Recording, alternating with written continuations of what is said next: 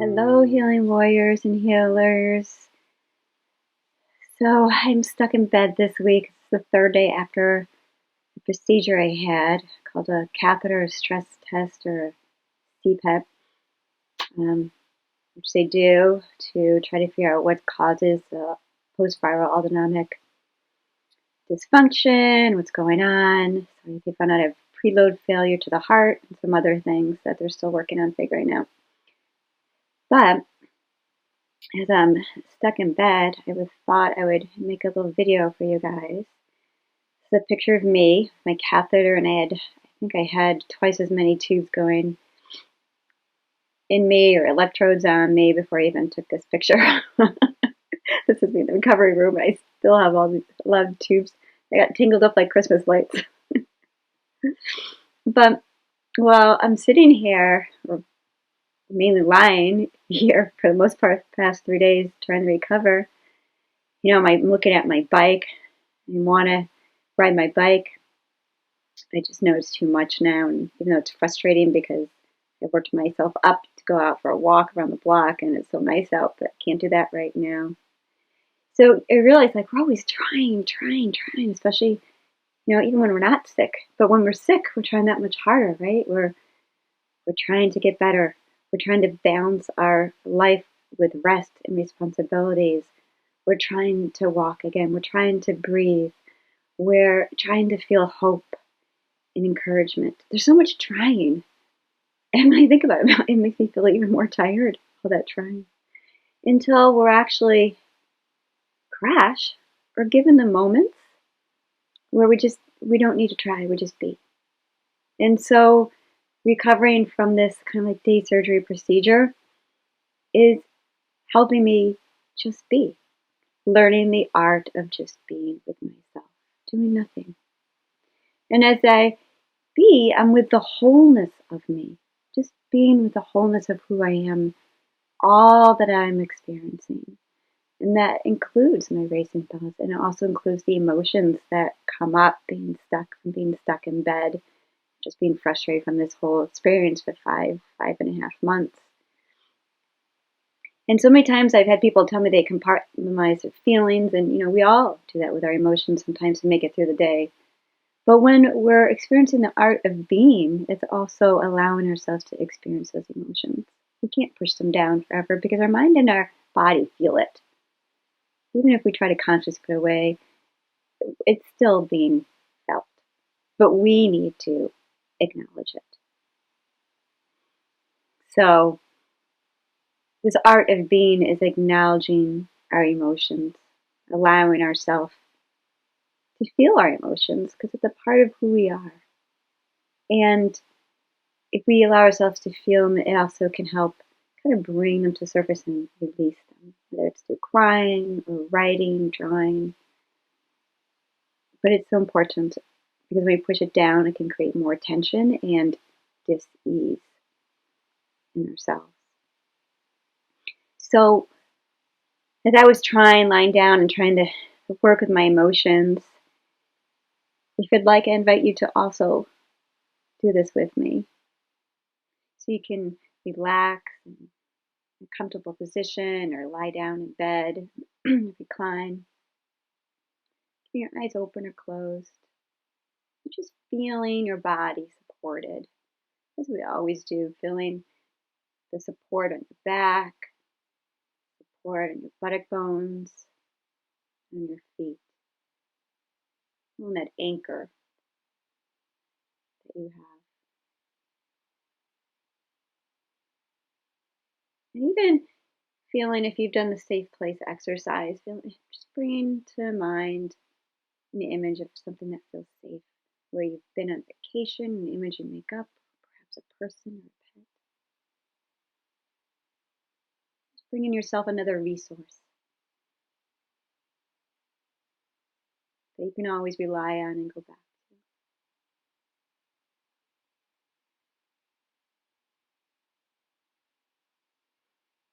And then just inviting yourself into your body and just becoming aware of, even asking perhaps your body, what emotions are here?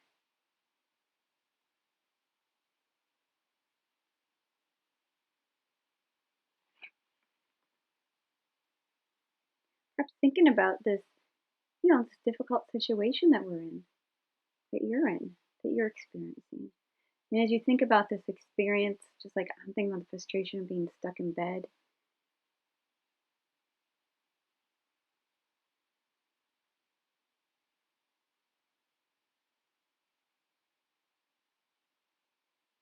I notice emotions that come to me, like jealousy, frustration, anger, sadness, and just labeling each emotion. That's anger. That's what it feels like. Perhaps saying hello, hello, anger. That's what you feel like. Hello, sadness. Yes, I know you're there. That's what it feels like.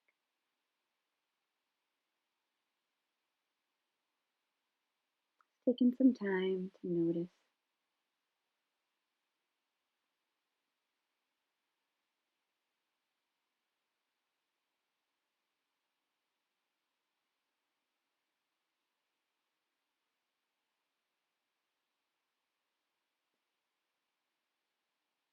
Perhaps fear.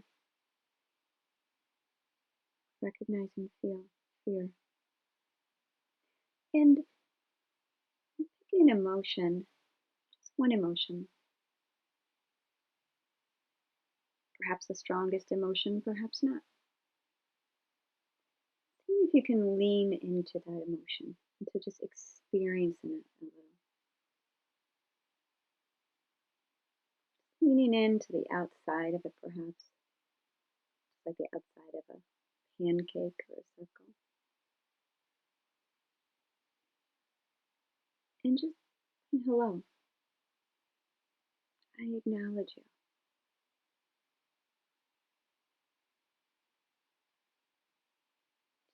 What is this emotion? What is it like? Is there a weight to it? Is there a color to it? What does it feel like in your body? Is there a sensation to it? Perhaps a heaviness or a lightness? Perhaps a temperature comes to mind?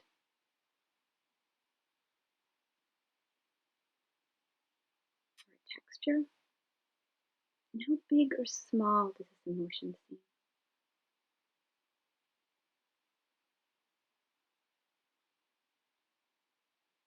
And where is this emotion residing in your body? If you don't know, perhaps ask the emotion. Where are you? Where are you hanging out in my body?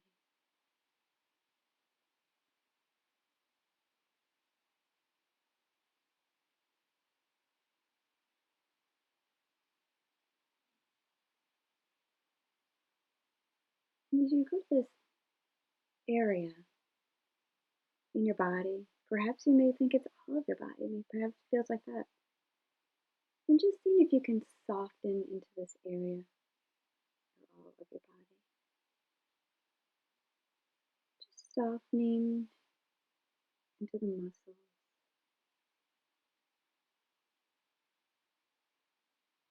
softening around this area. Perhaps even saying the word soft and soft and soft.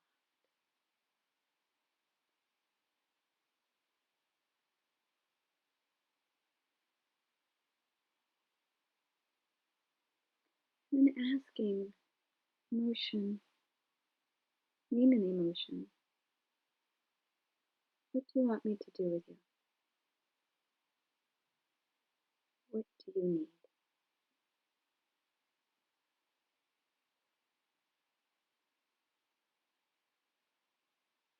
At any point it feels too scary, comes back up out of it, away from it.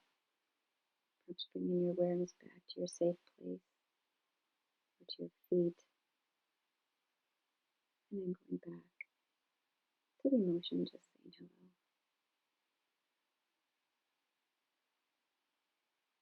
And perhaps noticing, do you feel resistance? You're not getting an answer from the emotion. Are you feeling some resistance to going into that emotion? And just noticing, what does this resistance feel like? Perhaps spending a little time with this resistance. What does this resistance need to feel safe?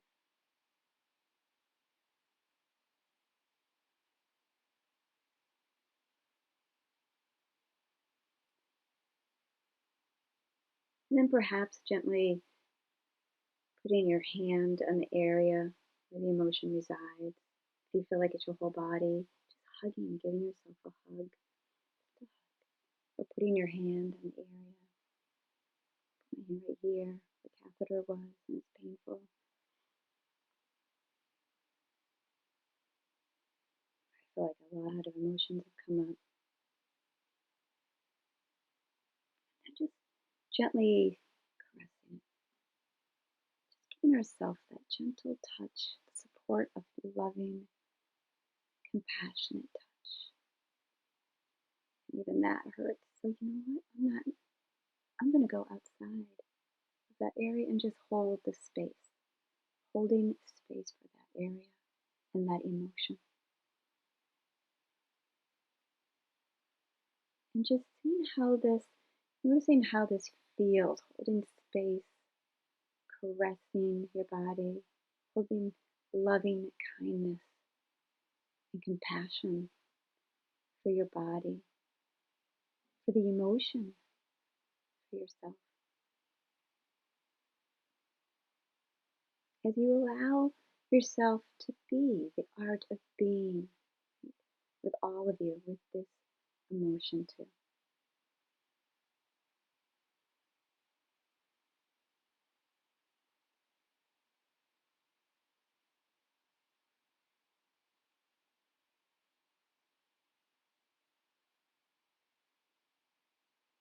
Even while offering kind words to yourself, your emotion.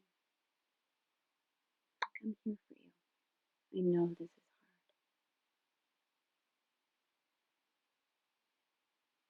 hard. And this is just for now.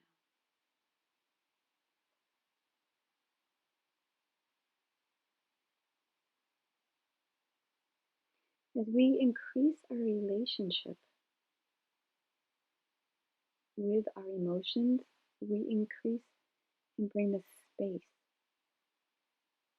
in our emotions, the space that is more caring and present. And it decreases the tension around that emotion and the fear of that emotion.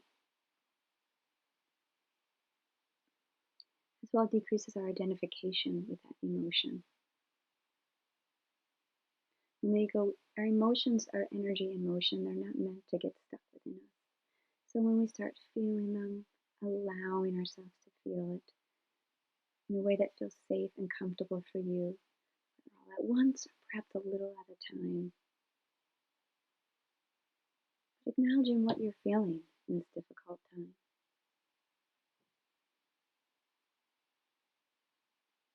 And acknowledging yourself and giving yourself loving kindness.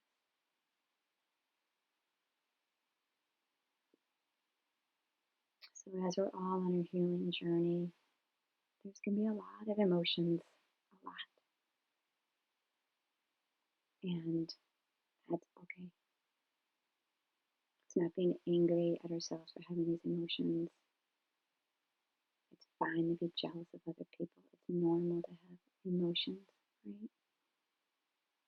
And it's just allowing ourselves to be okay with feeling them when we're ready. When we're ready. But always offering yourself that loving kindness, that compassion for what you're going through. And acknowledging not just your emotions, but acknowledging yourself and your strengths as well. All right. Many blessings to you all.